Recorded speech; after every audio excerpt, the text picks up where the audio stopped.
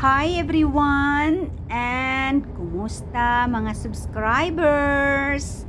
Welcome! Dito ako ngayon magbabus ride pauwi sa bahay.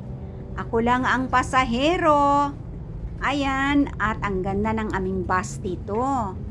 Mabango, malinis, at very safe talaga.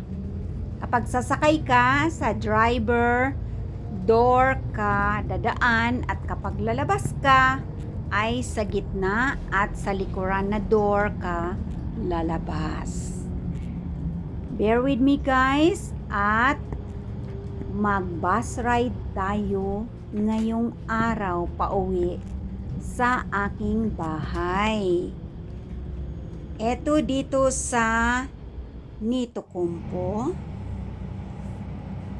Maganda ang karsada, malinis, aircon ang buong labas, buhay na buhay at green na green ang mga punong kahoy at mga halaman. Summer na at ang building na ito ay dito sa Nitokumpo, mataas at bago pa ang building na yan. Napakamahal ng mga units dyan. At meron ding maliit na shopping center and of course, ang metro station. Magandang tumira dito sa Nitokumpo kasi may direct na metro station papuntang Helsinki. Kaya kung ang work mo ay sa Helsinki, madali lang ang mga public transportation dito sa Finland. May mga bus, may tram at train at metro. Ito ang likod ng bus. Napakalinis, mabango. At ito ang mga buildings na dinadaanan ng aking bus number na sinakyan galing ng Nitokumpo. Ganyan lang ang aming traffic dito. May tulay. Papunta na ito ng Olari. Kung saan before 20 years ago ang aking work ay dito sa Olari sa Mercedes-Benz. Kaya kabisado ko ang area na ito. Mula sa Tapiola hanggang Nitokumpo, hanggang Matinkula, Olari, at hanggang sa Espoo Center. And of course, sa Helsinki. At meron ng pasahero pero hindi natin pwedeng tutukan ng camera. Andoon ang Mercedes-Benz kung saan ang work ko. At dito sa gasoline station na to, nagpapakarwas ako ng aking kotse 20 years ago. Sa ngayon, hindi na kami nakatira dito dahil nag-move na kami sa ibang lugar. Yan. May bababa dito at makikita ninyo magbubukas ang pinto sa gitna. At ayun, bumaba na si Ateng.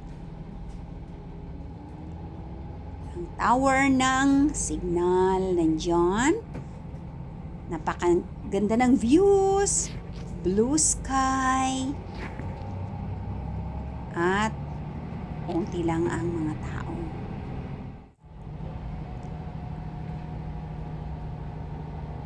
Ako muna sa camera. Yan. Wala pa ring sakay gaano. May isa lang sa harapan. Sa likuran. Walang tao. Ang ganda ng views. Summer na summer. At itong views na to ay countryside. Ito ang field kung saan makakakita ka ng Maraming mga usa, foxes, at rabbits, at mga bees. Palagi akong naglalakad dito. Maraming mga snakes, lalo na kapag spring season at may sunshine na. Napakaraming snakes. Ngayon, ang mga snakes ay nandiyan na. Gumagala-gala na sila dyan sa mga grasses.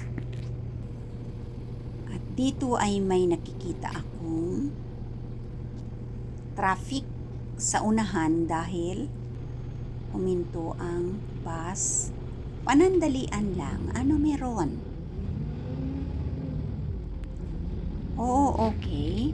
So, may alco blow ang nasa left side na mga vehicles at mga drivers dyan. Pinapablow sila para malaman kung sila ay uminom ng alcohol. Kasi summer dito, kapag nahuli na may alcohol ang kanilang blow, ayan, multa ang kanilang aabutin. Ito ay pababa. Medyo mataas ang daanan na ito. Kaya kapag winter ay kailangan na very careful ang pag-drive dahil pababa ito dito. Ayan. At kabilaan ay countryside. Napakaganda. Summer na. Ayan. At malapit na ang aking pagbaba. Mukhang bababa din dito si Inang. Ayan, kasi tumayo na yata siya. At ako ang pumindot ng stop button. Ayan. Ang bababa nga dito si Inang. Ayan. Bukas ang pinto. At Kitos Palion, sabi ko sa driver. Maglalakad na lang ako ng 10 minutes, bahay na namin. Thank you so much, boss. Ayan. And thank you so much, viewers and subscribers. Maglalakad ako ng 10 minutes hanggang sa bahay. Thank you so much. Bye!